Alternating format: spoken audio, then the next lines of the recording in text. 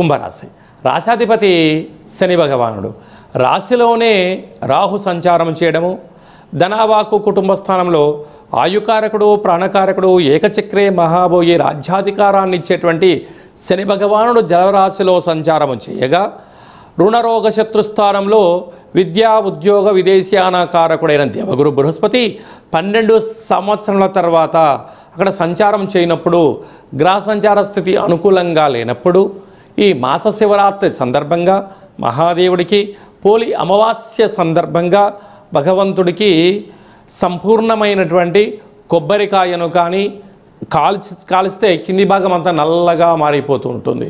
లేకపోతే నల్లటి మూకుడులో సంపూర్ణమైనటువంటి వెన్నను, అంటే వేడి చేయని వెన్నను వేసి 12 దీపాలు వెలిగింపచేసి మహాదేవుడికి తెల్లటి నువ్వుల చేత అర్చన చేయడం, అలాగనే శనగపప్పుతో కూడుకున్నటువంటి పదార్థాన్ని, పాయసాన్ని నైవేద్యంగా ఏర్పాటు చేసి పసుపు రంగు వస్త్రం కలిగినటువంటి వస్త్రాలని దానం చేయడం వలన రాశిలోనే రాహు, 2వ స్థానంలో శని, 6వ స్థానంలో గురు దోషం తొలగి సంపూర్ణమైనటువంటి శారీరకమైన మానసికమైన రుగ్మతలు తొలగిపోతాయి. లేకపోతే నిత్యము అనారోగ్యము, ఆందోళన, రుణ భయం, చోర భయం, అగ్ని భయం, ఏదో జరగబోతుంది అన్న పరిస్థితిలో మీరు జీవనాన్ని పొందుతూ ఉంటారు.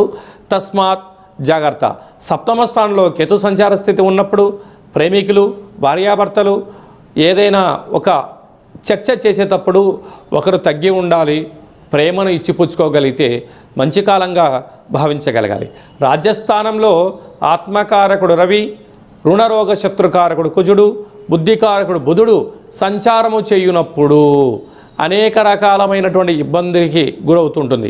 ఇలాంటి కాల సమయంలో సాఫ్ట్వేర్ ఉద్యోగస్తులు, హార్డ్వేర్ ఉద్యోగస్తులు, రియల్ ఎస్టేట్ వ్యాపారస్తులు, నూనె వ్యాపారస్తులు, కిరాణా షాపు, అలాగనే ఫర్టిలైజర్సు, పెస్టిసైడ్సు, ద్రవ జల ఘన పదార్థ వ్యాపార కార్యక్రమం చేసేటువంటి వారందరూ కూడా నిత్యం సత్ప్రవర్తన, పరమేశ్వరుడు యొక్క ఆరాధన, దానము, ధర్మము, భజన, సంకీర్తనతో గ్రహ దోషాన్ని తొలగించుకునే మానవ ప్రయత్నం చేయాలని చెప్పి జ్యోతిర్విజ్ఞానం తెలియచేస్తుంది.